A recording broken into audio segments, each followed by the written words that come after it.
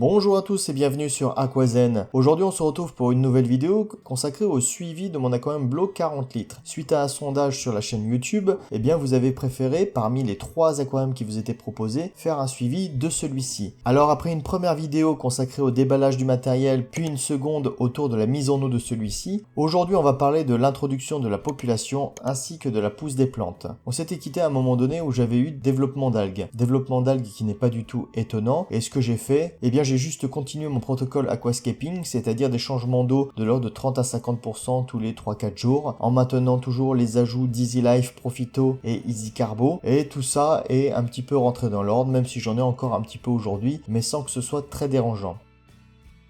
Première introduction, ma femelle bêta issue de mon aquarium 80 litres. Comme vous avez pu le voir dans la précédente vidéo, j'ai complètement remanié mon aquarium 80 litres et donc du coup j'ai pensé que sa place n'était pas forcément la bienvenue dans mon aquarium 80 litres et l'occasion était trop belle d'introduire cette magnifique femelle de couleur que l'on qualifie de moutarde gaz, bleu sur le corps avec des nageoires jaunes. Elle est vraiment top, elle est en super santé, elle est bien grasse, elle a bien évolué, elle a un caractère bien trempé, elle me fait délirer avec ses yeux à moitié fermée, on dirait qu'elle est tout le temps en train de faire la tronche. Franchement, elle est top. Par contre, c'est vrai qu'elle a un sacré caractère. Au départ, l'introduction, ça lui a fait un petit peu bizarre, vu qu'elle était un peu habituée à son bac et qu'elle était un peu en situation de confort. Rassurez-vous, aujourd'hui, ça va très très bien. Forcément, un poisson, il faut bien qu'il s'habitue. C'est comme nous quand on change d'appartement ou de maison. Les plantes, comme vous pouvez le constater, je vous fais un petit focus. Il reste encore quelques petites algues au moment où on découvre les images, mais vous allez voir que ça s'est encore un petit peu amélioré, je trouve. Les plantes ont super bien poussé. Qu'est-ce que vous en pensez? Les plantes qui ont le mieux poussé, ce sont les plantes d'arrière-plan qui sont les bacopas. Elles poussent assez lentement, mais à leur petit rythme. On fera tout à l'heure un petit comparatif entre le avant et le après. Je suis toujours satisfait de ma remplède Chili Rose, d'une taille de 40 cm, et du filtre cascade qu'on peut voir sur ces images. Là, ce sont des matériels que vous pouvez trouver sur le site Sky & Shrimp, et je vous rappelle qu'on a un code promo avec la chaîne Aquazen, le code promo qui vous permet d'avoir une remise de 5% est dans la description, donc n'hésitez pas, profitez-en. Ensuite, j'ai introduit des crevettes de type orange, issues de ma reproduction. Vous savez que j'ai un petit bac spécifique de crevettes orange qui se multiplient à foison, donc l'occasion était trop belle de les transférer. J'ai également ajouté des crevettes red cherry qui sont bien rouges. La cohabitation avec la bêta femelle se passe bien. J'ai été forcément très attentif les premiers jours pour voir s'il n'y avait pas un problème de compatibilité, mais en l'occurrence, malgré des phases d'observation et un premier contact forcément un peu frileux, après ça se passe comme vous l'avez sur les images assez bien. Introduction suivante, et on s'arrêtera là, sachez-le, pour ceux qui auraient quelques sueurs froides, j'ai introduit des microfiches dans cet aquarium. Ainsi, on a une population qui est sous forme de triptyque, c'est-à-dire un poisson principal, la bêta femelle, les crevettes dans le fond et un banc de poissons. Le banc de poissons, c'est quoi? Ce sont des Boraras brigitae. Boraras brigitae qui, à l'âge adulte, font 2 à 3 cm maximum et ils sont vraiment super sympas. Là encore, j'avais une petite interrogation. J'étais confiant, mais aussi prudent quant à la cohabitation entre la bêta femelle, dont je connaissais le caractère assez trempé, et ces petits poissons qui, à l'achat, ils n'ont pas encore leur taille adulte, sont vraiment minuscules. J'ai d'abord fait une acclimatation en douceur, dans la longueur, pas forcément pour les poissons, mais juste pour l'acclimatation sociale, pour que la bêta femelle puisse bien les observer et bien les prendre en compte sans qu'elles soient trop perturbées. Une fois l'acclimatation achevée, j'ai relâché les petits poissons dans leur nouvel aquarium et ça s'est plutôt bien passé. Il y a eu franchement un round d'observation, l'introduction a été faite en soirée, donc en gros ils ont passé une demi-heure dans le jour et puis après l'aquarium s'est éteint, fort heureusement car la bêta femelle commençait à les chasser. Ça c'est clair, comme je disais, elle a un caractère bien trempé. Ce marquage de territoire, dirons-nous, a duré environ 24 heures. Après, ça s'est passé nickel. Il n'y a pas eu de perte, il n'y a pas eu de blessure ni quoi que ce soit. Mais c'est vrai que ça a été un peu chaud pendant 24 heures, donc ça il faut être quand même attentif. À l'introduction, j'en ai mis 7, j'en avais commandé 10, mais finalement, ils sont tellement petits que, au final, dans le bac de l'animalerie, on n'en a plus retrouvé que 7. Donc pour l'instant, on commence comme ça, et vu leur taille, je pense peut-être que je pourrai en ajouter 3, 4, 5 sans problème. Je me laisse le temps de voir comment ils évoluent, et surtout comment seront-ils à l'âge adulte, histoire d'avoir quand même une population homogène. Donc c'est intéressant, car on a les crevettes en bas, comme je vous le disais, on a les Boraras brigitae qui sont plutôt des poissons qui évoluent vers la surface, donc ça c'est plutôt sympa, et la bêta femelle qui vraiment navigue dans tous les espaces de l'aquarium, c'est-à-dire le haut, le bas, le milieu. Pour le coup, elle bouge dans tous les sens, dans tout l'aquarium. J'aime bien ce côté 3 populations différentes. Un poisson principal, une population pour le fond et des poissons de banc. C'est un peu ce que j'ai fait aussi dans mon aquarium 80 litres et je trouve ça quand même assez sympa. Ensuite, quelques images concernant le nourrissage de ces petits poissons. J'ai opté pour des paillettes. J'ai testé des petits granulés spécifiques microfiches, mais en fin de compte, les granulés coulent trop rapidement. Vu que ce sont des poissons qui restent souvent à la surface, ils n'ont pas forcément le réflexe de suivre les granulés qui tombent au fond de l'aquarium. Ce qui marche bien en revanche, ce sont les paillettes car elles restent bien à la surface et ça leur permet d'avoir tout le temps de pouvoir picorer celle-ci. Il faut aussi bien faire gaffe de nourrir parallèlement la bêta femelle avec des granulés un peu plus gros, même si elle aime bien les paillettes, de manière à ce que chacun puisse manger correctement sans se bousculer, sans se piquer la nourriture.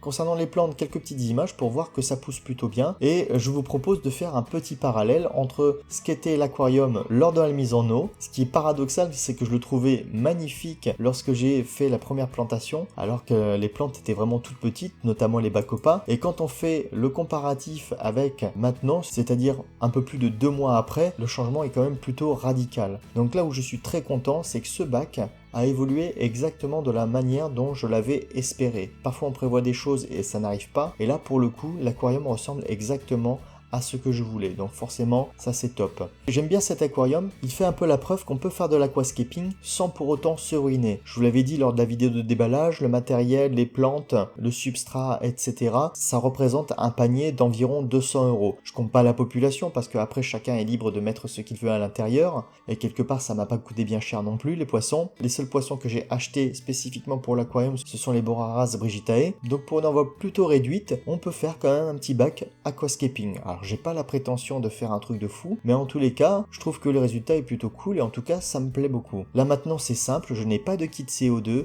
je n'ai pas de Twin Star ou de Chiros Doctor, même si le Chiros Doctor peut-être pourrait m'aider pour éliminer les dernières algues et ce serait intéressant, mais en tous les cas, le petit protocole Easy Life Profito plus Easy Carbo, eh bien ça fonctionne très très bien. Des changements d'eau successifs, on n'hésite pas à faire des changements d'eau de 30 à 50% pour vraiment épurer toutes les particules en suspension et limiter le développement des algues. Je me suis rendu compte que faire des gros changements d'eau, eh bien c'était pas forcément néfaste pour l'équipe de l'aquarium, au contraire ça rend l'eau plus claire, plus limpide, ça élimine un maximum de déchets, ça limite la prolifération des algues. On peut observer également les Boraras brigitae au bout de quelques jours et on peut constater qu'ils se sont déjà colorés pour certains, pas tous d'ailleurs, alors peut-être c'est la différence entre mâle et femelle, je ne sais pas, ils se sont colorés d'une belle couleur rouge certains, un rouge vif. Regardez la forme de leur nageoire qui est complètement atypique par rapport à d'autres poissons, ils sont vraiment sympas et vraiment très très mignons. Sur leur corps, on peut voir également parfois des reflets verts, pas loin des taches noires au milieu. Donc c'est vraiment un super poisson que je conseille. S'il n'y avait pas la bêta femelle, on pourrait même monter à 10 ou 15 sans souci.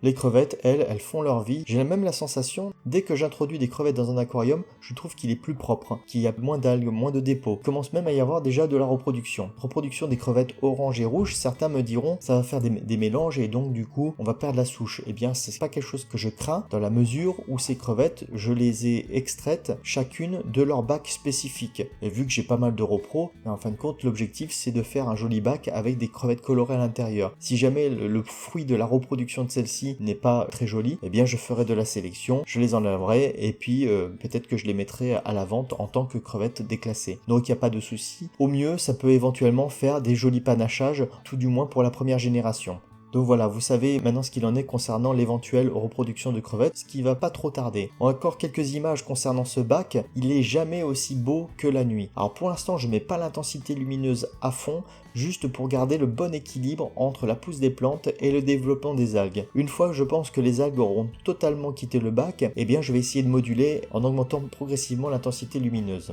En tout cas, moi je suis super satisfait du rendu, c'est exactement ce que j'attendais. En termes d'évolution, qu'est-ce qui me manque ?